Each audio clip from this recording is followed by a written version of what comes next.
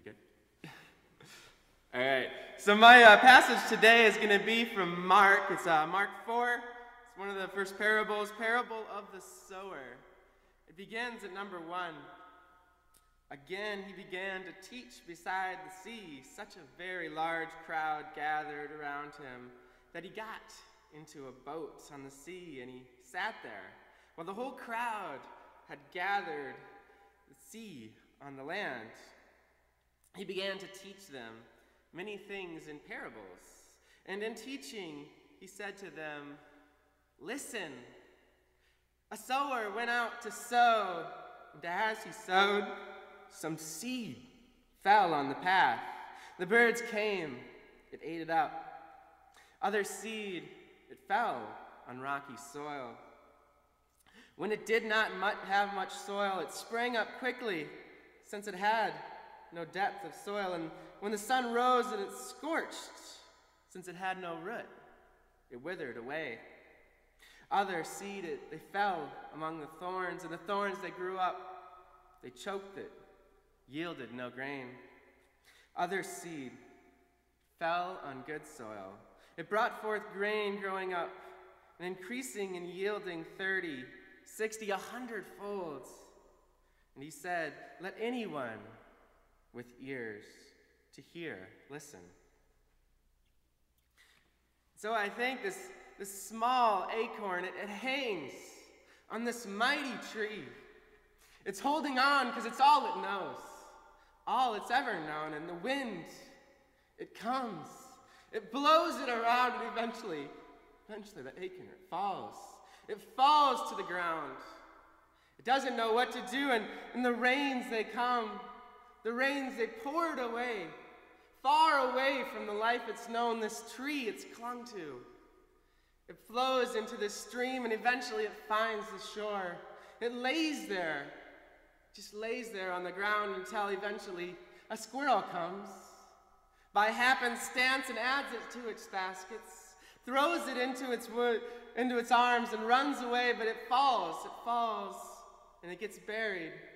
It lays there in the dark, not knowing and just knowing itself, the darkness all around it, until eventually it finds the will to spread. A stem starts coming out and peeks from the ground and sees the light of the sun that nurtures it, makes it grow. Its roots starts extending deep into this soil that is so hard around it. Eventually, it grows bigger and bigger. The sun, it nurtures it, and the soil gives it strength. And eventually, all manner come to it. It provides shade for all the creatures, and the squirrels.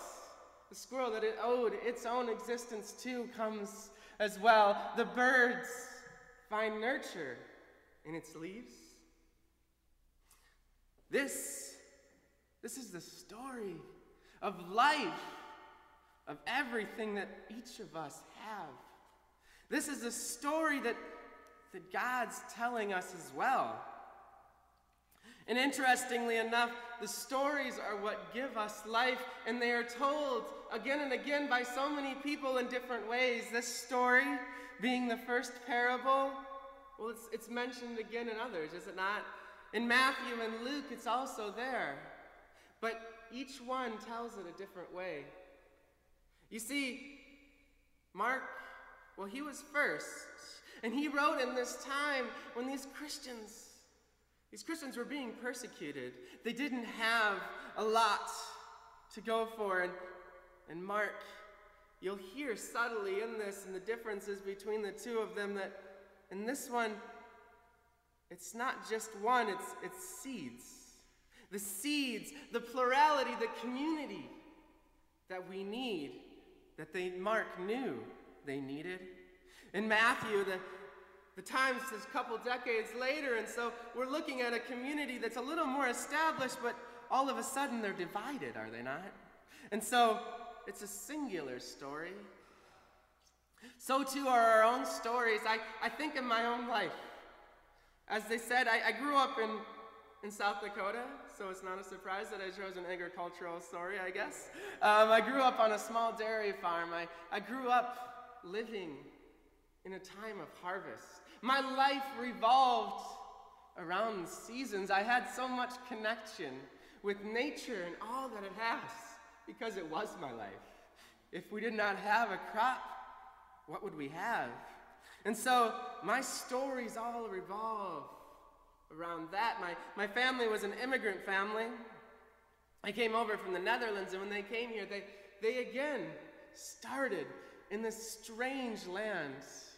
They came after the war, and they had been in Nazi Germany, and Nazi Germany had been in the Netherlands, and so they had to go through those terrible times, and they came here seeking refuge, seeking new soil to start a new life. They tried to find it, and they did, but it took time.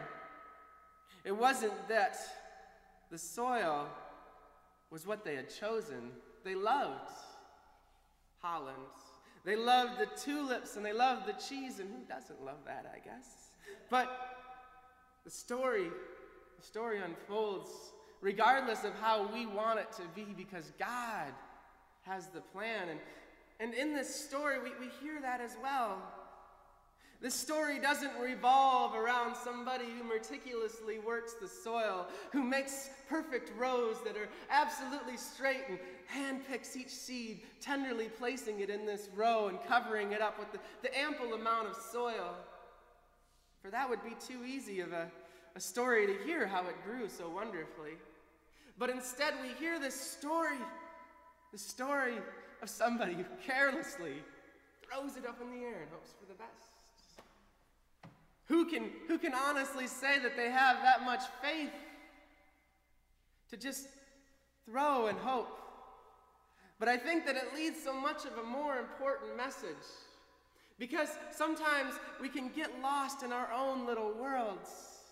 We think that tree is the only thing. We hung on to it for so long like that little acorn, but in the end, we have to branch out. We have to find new ground. And so, just like this story, this seed needs to be spread across the whole world, not just inside of our small four walls, amongst the people that we know, amongst the land that we've grown up in, amongst the people that think or look or love the same as we do. This seed of God is beyond us. God's will is inside of this small seed. The power to branch through this hard soil is inside of this seed, and our place is to let it be. Let it grow where it will. But I think it's more than that. You see, it's not that it was just thrown in the soil and that was it, and that all soil is great, because unfortunately we know that this world is not filled always with great things. We think of the places around the world where it's not easy to be a Christian, where it's not easy to live. As I said, I worked in the Peace Corps. I worked in Tanzania, Africa, and it was my first time really leaving the first world. I went into this third world not knowing what to expect.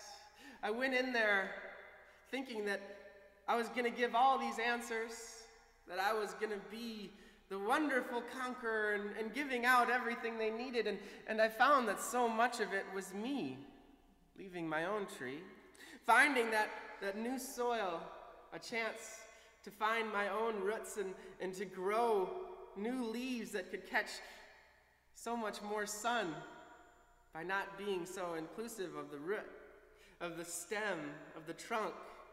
And I learned that even though we hear of hard soils, we hear of soils that may not be perfect, there's so much that you can do, even in poor soil. You see, what I did is I worked as an environmental educator. I worked with people that were struggling with AIDS, who could barely feed themselves, and they were trying to go 3 miles by foot in their illness to till this land that they've always tilled. And being as they were sick and life got in the way sometimes, all too quickly they weren't able to come out to that field to take care of it, and those plants didn't always do the greatest. And I taught these people that they could learn to see things in a new light, that in their backyards, the land that they always thought was just for junk could be that garden that could feed them. I worked to re-till that soil and to make it something that would grow abundantly. And I taught them the power of companion agriculture, of how you can put different crops inside of one area, and through that, the corn will protect the beans, the squash will give nutrients and mulch to the corn. You see, it's so much more than we know here as our monoculture, one field full of everything. There's diversity, and that's the beauty of this world. We look at how all too often, again, we try to keep everything the same, but we forget the power of connecting with things differently, of hearing new voices, of giving the seeds to somebody new. You see, in this story, the soils that just happenstancely got these seeds, some of them produced wonderfully, and the world came and the birds took them away. Some of them got trapped in the thorns. Some of them got burned in the sun, but some of them delivered such great fruit that they could bring these seeds out elsewhere. These seeds, again, it's interesting to note, they don't say what kind of seeds. They don't say it was one specific type of plant. They don't say it was a mighty cedar. Because again, we look at some of the other stories and we find that God doesn't always choose the seeds that we think. We look at the story in Judges, the story of what tree will rule the kingdom. It's not the cedar, it's not the olives, it's not the fig, the one that everyone thinks. It's the bramble that becomes king. It's the mustard seed that God chooses. It's not the one that's out in front, the Pharaoh that thinks that he is perfect. It's the one that has Christ, that has God, that has this seed, this power inside of him to branch out to the utmost limbs, to the tips of the fingers, to the bottom of their toes, and just spreading this word, because it's all that they can do, that God is so powerful, so strong in their lives that they can't help but share it. Isn't this the story of the generous giver that loves God so much that he can't help, that she can't help to share it with everybody? Further on in Matthew, we hear, though, that Matthew, I'm talking from Mark, I'm transitioning, sorry. In Matthew, there's another parable that all too often, I think, connects to this one too, is the parable with the weeds. You see, all too often, we find a generous person that spreads out this word, but others, again, feel that it should be a mighty cedar. And so they see this as a weed, they pluck it. But really, God wants us to let all these seeds grow, to nurture them, to let him bring out this wonderful bounty upon the world. So listen to this story. Think beyond yourself, beyond this church.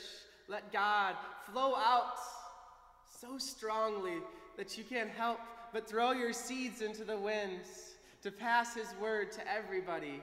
and to see the light of Christ coming into this whole world, the kingdom present here, alive and new. Amen.